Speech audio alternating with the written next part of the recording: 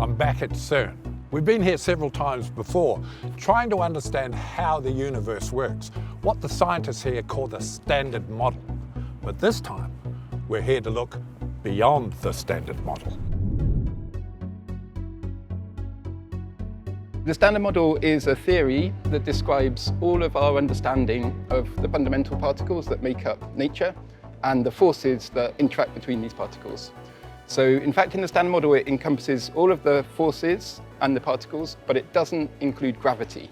And we know gravity exists, so this is in fact one of the main reasons to look for a theory beyond the Standard Model where we can mathematically include gravity inside the description of the theory. But the reason that gravity doesn't matter at experiments that we do at the LHC is that it's very, very weak compared to the other forces. So the effect of gravity in the physics that we look for in the LHC is basically not relevant, and therefore we can study the other forces with the LHC collisions. So the standard model kind of describes the physics we can see. I mean see in the sense of see and detect. Yeah. But you're looking for the kind of physics we can't see. Yeah, so I think there's two kind of areas why we think we wouldn't have seen yet the physics beyond the Standard Model. So one could be that the new particles that make up this physics are too heavy. So they're too heavy to be produced in the collisions in experiments. Oh, because we just simply don't have the energy to do it. Exactly, and that's why the LHC was a really important machine, because it had 10 times more energy than the previous collider. And so this means you can produce particles that are 10 times heavier. And so this allowed us to discover the Higgs boson, which is quite heavy. But there are theories which have particles which are sort of 10 times heavier than the Higgs boson, and this is what we're kind of looking for in the LHC collisions. So that's one aspect of how we could look for new physics beyond the Standard Model. Another thing which has become more popular recently is thinking the new particles could in fact not be that heavy, they could be light, but they could be very weakly interacting. So that means that they just don't talk with very much interaction strength to the other particles. And that means you have to have a huge number of collisions to be able to see these new particles. And so at the LHC, we're kind of looking for both of these things. So light new particles which are weakly interacting, or heavy new particles where we're really using the energy of the LHC beam to produce the mass of these heavy particles. We're here to see one of the experiments that's looking for those particles. CMS, which stands for Compact Muon Solenoid, is one of 4 major experimental detectors placed along the Large Hadron Collider.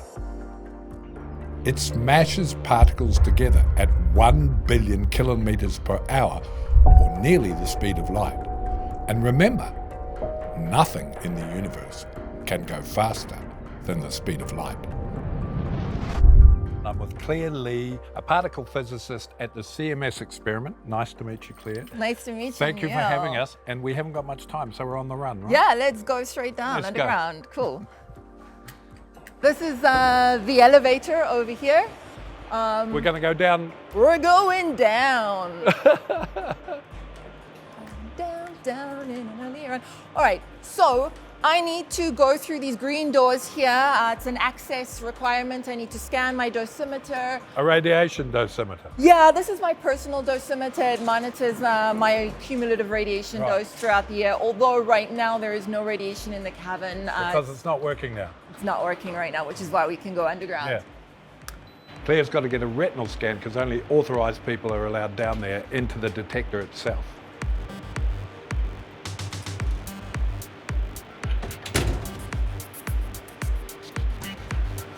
And now, it's time for us. All right, helmet for you, just in case our... Oh, it fits. That's very unusual. That's marvelous. Thank you. Just in case our 14,000 ton detector falls over onto your head. It's quite right. Where to next? To the elevator. Oh my God. Do you want to press the button? Oh, I do want to press the button. Because this is our 4th detector at CERN, and it's the first time we've ever been able to get down into the detector. Really? That's more exciting. So you are definitely coming to the best detector of them all. I knew you'd say that. Of course. Might be a little bit obligated. But I have seen all 4 of them, so I do think I have experience. Mostly we've had to film outside with the big murals because they've always been active, but at the moment this one's not working. Right, well actually the whole LHC is not working. It's shut down for the winter period, for maintenance, some upgrades and stuff. But that means that we can go into the experimental cavern itself. And there are a lot of people working on the detector right now. So even the detector, some of the slices are moved apart. Oh really? So it's pulled apart? Yeah. So that's ideal for us. Absolutely. The CMS detector is a beast of a machine. It's 15 metres in diameter and weighs around the same as 30 jumbo jets. And once again, because it emits dangerous radiation when it's working, it has to be placed deep underground. I can show you how far we came down here. Cool. So take a look up there. That is the surface that we came from. Oh my goodness! This is the bottom of the small shaft. So that's where we are now, 87 metres below ground? Yeah. So what are the little lights flying up there? That's just some LEDs to show the data coming out of our detector right. and going up to the surface, ready to be analyzed. Symbolic data. Exactly, yeah. And where are we now? So right now, we are actually level with the LHC beam pipe. So at 4 points around the LHC, the two beam lines cross. Yes. And that's where the collisions happen. All right, and this is the final access zone through to the experimental cavern.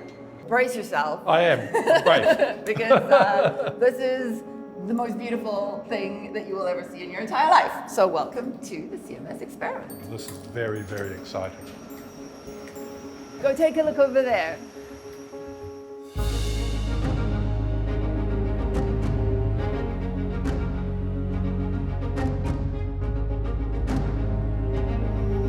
Oh, wow! You weren't kidding. Yep, Engineers are really cool, aren't they? they really are. She's beautiful, isn't she? She's so beautiful. But it's called the Compact Muon Solenoid. That's right. It doesn't look very compact to me. Actually, there is a lot of material inside this thing. There is 14,000 tons of detector in here. And when you think about 14,000 tons, that's actually pretty small. What about solenoid? So the solenoid is the magnet that we have. Right. We have the most powerful solenoid magnet in the world. Right. It runs at 3.8 Tesla when it's on. It's not on right now. What's Tesla? A measure of magnetism. Yes. Right. So 3.8's a lot, I'm guessing. 3.8 is a lot. Right. And that silver ring over there, that is the solenoid magnet. So the point of the magnet is to bend particles as they come out of the collision. Oh, I see. Because if we bend particles, positively charged particles and negatively charged particles will get bent in different directions. Right. So we'll be able to tell the difference between them. So we've already got compact, we've got solenoid. What's the M? So the M stands for muon. Muon is like a heavy electron. So the same charge, but it's heavier, so it's got a lot more momentum. What that means is that muons that are created in the center of the detector and come flying outwards from the collisions, they go flying all the way out here. Right. And all of these panels that you see here in this slice and that slice over there, Right. they are specially designed to detect or catch these muons as they travel through them. Muons are actually part of the standard model, along with particles like protons, neutrons, electrons and quarks. But all these particles only account for 5% of the universe. Everything else is a mystery. So 95% of the universe is stuff we don't know. So you're looking for the other 95% now? Well, so the other 95% is split into two parts. There's a part that acts like energy and a part that acts like matter. Right, dark matter. Dark matter, exactly. Right. The energy type of one you need to look at with cosmological observations. So we need that to the astrophysicists too. Whereas dark matter, it's a thing, it's a particle. So the idea is that maybe we can create these dark matter particles inside our detector here at the LHC. And what can muons do? Well, one of the signals that a dark matter particle could leave is 2 muons flying through the detector. How do we know that that's to do with dark matter? Let me see if I understand this. Theoretical physicists come up with an idea. I think if 2 dark matter particles collide, they'll create these muons. And then you build this enormous thing to check out that idea. Is that right? Kind of. You know, it's a little bit weirder than that. So let's just take a step back, right? Yeah. When we started building this detector, the Higgs boson was not yet discovered. So the Higgs is part of the Standard Model. So you can imagine the Standard Model like a puzzle, right? With one missing puzzle piece. That was the Higgs boson. Now, if you have one missing piece in a puzzle, you've got the overall picture, you've got the shape of the puzzle piece, you know how it connects to the other pieces. So from that point of view, even though we didn't know the mass of the Higgs boson, we knew a bunch of other things about it. So it was relatively easy to go on a search for the Higgs boson. We just had to build something that could smash protons with a high enough energy. Now, the thing about dark matter is that Standard Model puzzle is only a small piece of the much bigger puzzle of the universe. But we don't know what the bigger picture looks like.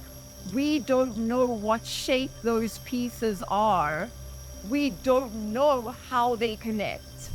So theorists have come up with many different possibilities of the way that these dark matter particles could connect to our Standard Model particles. And we have to meticulously go through each of these possibilities and searching for, to see whether or not this particular theory could be the right one that describes the universe that we have. Now, here's an interesting thing, right? The Higgs boson tells us that we have a Higgs field. And the Higgs field is what gives mass to all the particles. So the Higgs field gives mass to Standard Model particles. And because dark matter has mass, it's not a bad assumption that the Higgs field also gives mass to the dark matter particle. And that means that the Higgs could be a link between the two.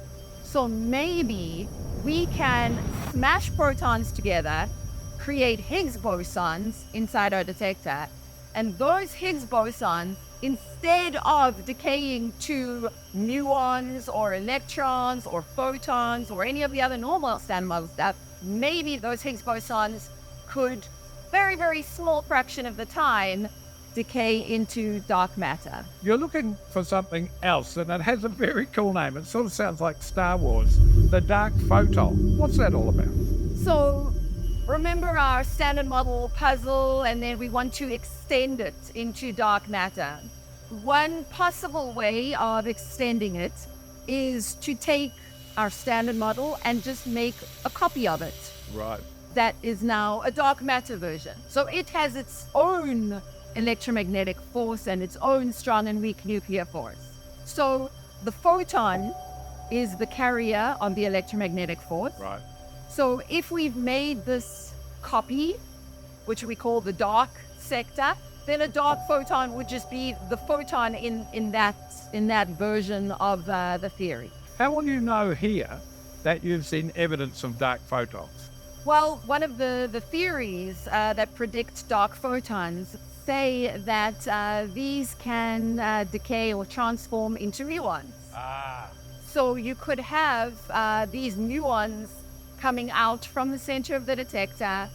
And in some cases, you could have a particle that lives a long, long time before it turns into dark photons. Right. So normally you see a muon track starting right at the center point and moving all the way outwards through the detector. But for example, if you had a new type of particle that lives a long time, that particle might get to here before turning into two photons. Right. So a very interesting analysis that has just been released is looking at these, we call them a displaced vertex. So the starting point is displaced from the center. So you basically are looking for two muons that are arriving at different places on the detector. exactly and Right. come from maybe a point out here rather than a point in there. Dark photons, muons, Higgs bosons, all part of the trillions of particles that are produced at the LHC. After experiments like CMS generate billions of data points, it's time for theorists like Mark Riembosa-Peres to take over. I've been to CERN 3 times now, but you are my first theoretical physicist. The LHC produces so much data, 40 million collisions a second. How do you keep up with so much data? So you have to come up with assumptions that are broad enough that they can cover big parts of your data. So if there is something, let's say, unexpected, you could be sensitive to it. But also one has to keep in mind that we have a very rigid framework, a very rigid mathematical framework. When you're saying framework, you mean the standard model, right?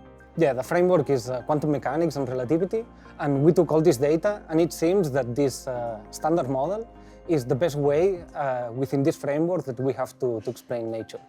But there are some gaps, there are things that we don't understand, and we try to modify this standard model, and we get what is called the BSM model, beyond the standard model. The standard model doesn't explain how galaxies rotate, so it's something very basic. The standard model also it doesn't explain why we're made of matter and not of antimatter. And this is also a very basic question. And in a sense, the standard model also doesn't explain why the universe is so large. And as a theorist, we don't like this. Every time we look at nature, we find explanations when things are small or when things are large. So it is natural to think that, what we know is not everything there is, so there are things that we still don't know. And beyond the standard model is the idea that there is an explanation to this. If the standard model was the only correct theory, that would tell us the probability that something would happen when we collide these protons. So you would have a certain probability of creating a Higgs boson. The Higgs boson would have a certain probability of decaying into particles that we would then see in our detectors.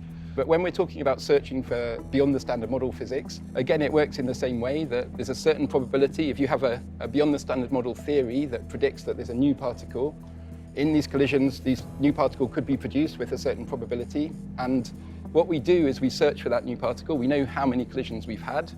And this allows us to say, after we've taken a certain amount of data, if the theory was correct, we should have seen this new particle.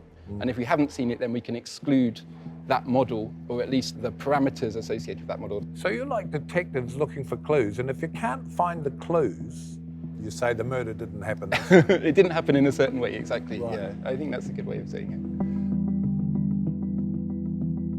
it. If the science detectives at CERN are going to find more clues as to how the universe really works, they're going to need a bigger and better magnifying glass. In 2 years, the LHC is going to be shut down and upgraded. Will you have enough energy then? So it will have basically the same energy. It might go slightly higher, but basically the same energy. But it will have much higher collision rate. So this will allow us to push this weakly interacting particle side, because if we're looking at things that are very rarely produced, we need more collisions to see them. And with the high luminosity LHC, which is what this upgrade's called, it will give us 10 times more collisions to search for these type of things. So that's what you mean when you say the higher luminosity phase of the Large Hadron Collider. Exactly, yeah. Higher collisions, not higher energy. Exactly. The upgrade Jamie is talking about is scheduled to start at the end of 2025. Mirko Pollier is one of the scientists responsible for that upgrade, and he took us to show what kind of changes they're going to make. Oh, here we go. Yes, This is a trick. of course it is a trick. Because we can't get down into the real tunnel, can we? The LHC uses liquid helium to maintain its machinery at supercool temperatures to keep it running. The helium was still being emptied out when we visited, which is why we couldn't actually go down to the real tunnel. So that's quite convincing, actually. Yes, it is indeed. I felt like I was going down. So where are we now? So we are in a copy of the real machine, reproducing magnets, the cryogenic line behind there, all the electric cables and all the installations. So this is exactly the same materials as the real thing? Yes, what you see there, all those cables stuck around, around the beam pipe, Right. this is the real magnetic part. Right. This is the cable, which is made of niobium titanium, Right. which is a superconductor, which can transport a lot of current because it has no resistance when it is cooled down at 1.9 Kelvin, which is another record of the LHC, the coolest point in the universe. So a lot of current, which produces a vertical magnetic field, which is huge. It's 8.3 Tesla, which is 160,000 times the Earth's magnetic field. There are thousands of these magnets in the LHC, bending and tightening the particle's trajectory as they speed around the 27 kilometres of the collider. They also align the beams and keep them stable. Every one of these magnets is like a Formula One in terms of complexity and technology. So imagine you have almost 2,000 Formula Ones in the LHC tunnel, all operating together, all have to be operating really precisely as a Formula One car at top level. At top level to keep the particles circulating and getting every day billions, trillions of collisions inside the LHC. But Mirko and the scientists here want to generate 5 times more collisions at the CMS and its sister experiment ATLAS in the next phase of the LHC, which is scheduled for 2029. And that means installing even more powerful magnets. The magnets of the LHC are presently built with niobium titanium, which is a power superconductor, but the niobium-free tin, which we are going to use, that we are already using in the magnet that will go in the tunnel in the future, are even more powerful, so they can generate even higher magnetic fields.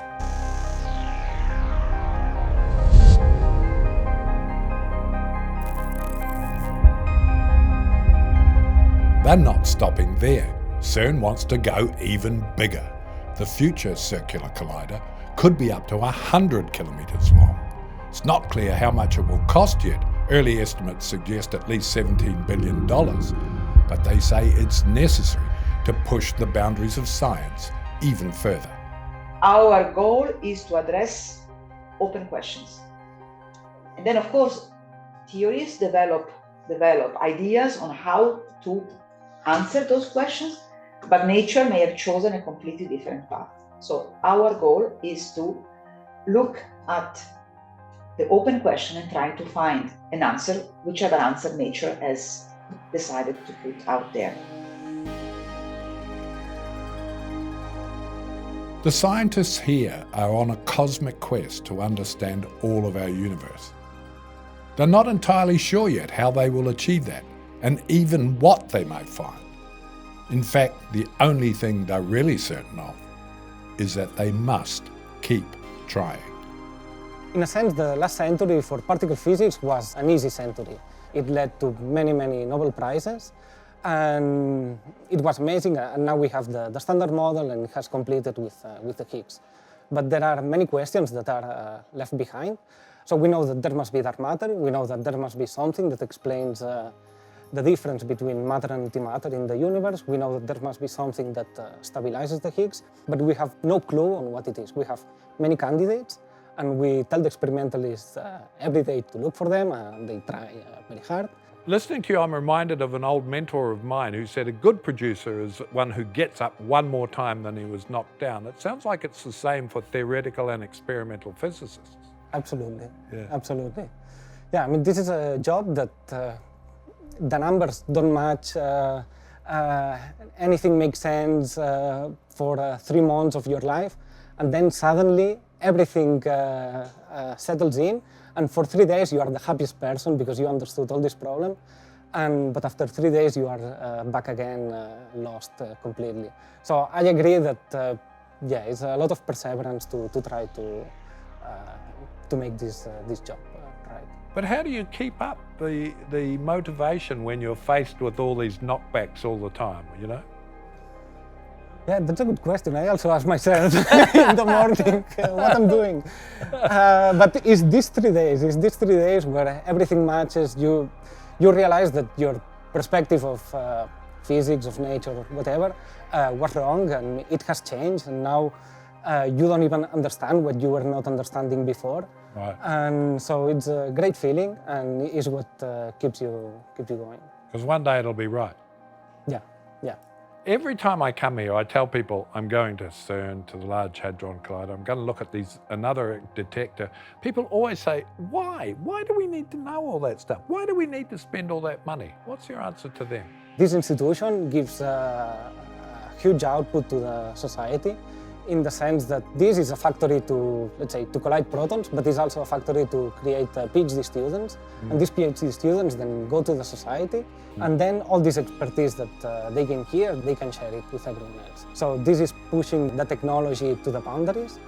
So many developments here, then they have implications to the medical industry, to industry in general. For me, this is valuable by itself. It doesn't need to have, let's say, a practical impact in the society. The LHC is doing a similar job. It's exploring nature at the shortest distances possible in the most extreme conditions that humans have control. And we are understanding things that 50, 100 years ago were completely unimaginable. And to me, the option where humans do not build this kind of experiments is a bit depressing to me, in the sense that we need art, not because of the practical implications, but because of the joy of it.